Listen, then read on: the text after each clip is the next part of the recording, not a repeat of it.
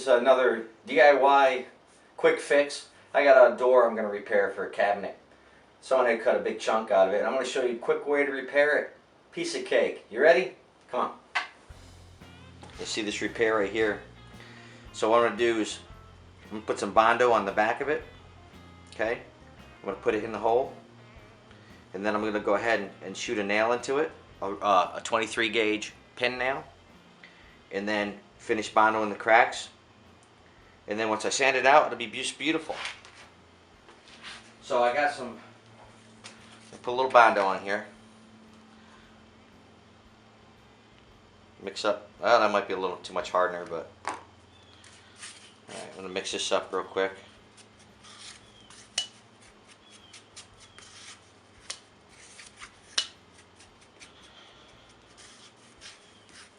No camera guy again today.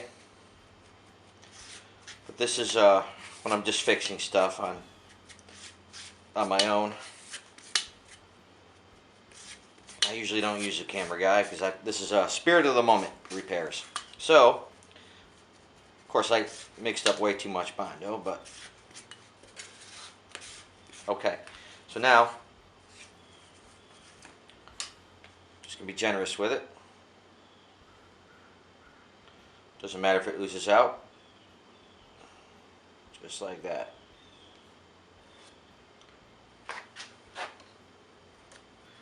So a lot of times what happens if you use glue, which is great, that's what it's for.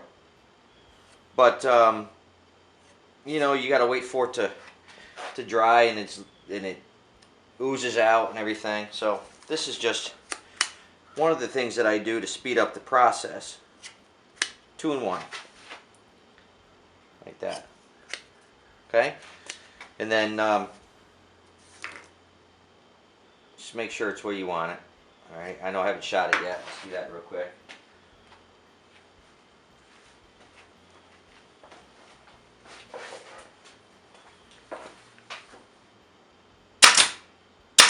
Okay.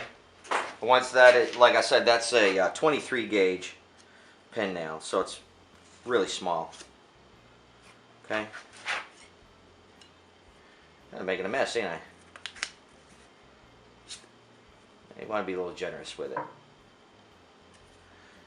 That way you can sand it off. Okay? And then, I know it looks sloppy, but once you hit it with the sander, it smooths it right out. Don't forget the bottom. So I'm just going to go under here real quick. Hit that. Okay? And I'm going to let that harden. And we'll be right back. So it's been about 20 minutes or 30 minutes. Typically you shouldn't have to wait that long, but I had other things to do here in the shop, so it looks like it's ready to sand. And how you can tell is a lot of times if you rub your hand across it and you can feel it, your finger sticking to it, it's not ready yet. 'Cause if you try to sand it too soon, what it'll do is it'll ball up and it won't be good. So you want to make sure that it hardens all the way. Okay. And what I'm going to do is I'm going to take the bulk of this off. You can hand sand it if you want to be careful. You can use a sanding pad. And what I'll do, like a sanding pad like that, you know. But what I'm going to do real quick is hit it with a palm sander and go from there. I got a 120 grit. 120 grit on my DeWalt sander, and I'm just going to go easy. You don't want to push down too hard or anything like that. You just want to go easy.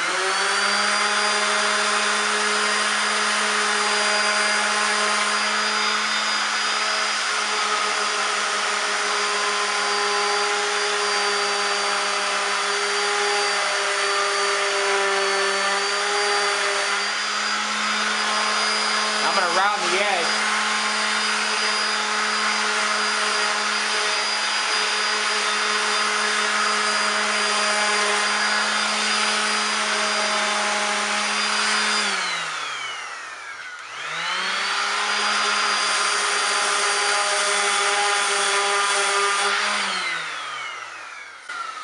Like that, there's your repair. Okay, now I can see it needs a little attention. I'm a little high here. I'm going to sand it a little bit more, and I can take a lot of this down with my with this hand sander.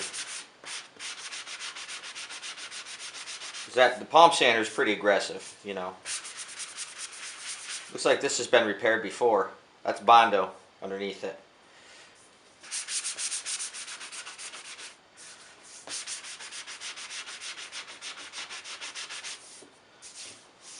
Okay, there's your repair. And once you prime it, once you put primer on it, the primer is going to show all the imperfections that might need a little extra attention. So I think we're pretty good. So I'm going to go ahead and just finish sanding just real quick and then hit it with some primer. Now one thing you want to keep in mind is when you're sanding this, if you use a you know, a palm sander, it's going to be a little bit rougher. You want to really sand it down, smooth it out really good, and you can get that effect with one of those little one of these little pad sanders. Okay, it'll really tighten up the finish. So that looks like we're ready for some primer, and then of course the primer is going to show me any other imperfections that we might have. So I'm going to go ahead and hit it with I'm just going to use an aerosol. I use the 123 Zinsser primer. You can use whatever you like, whatever goes with whatever finish you're working with. So just want to shake this up real good.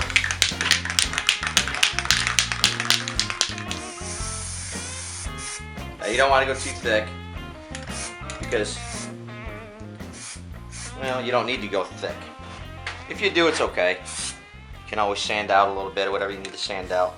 So I'm just going to let that dry and then see what other imperfections I might have, and then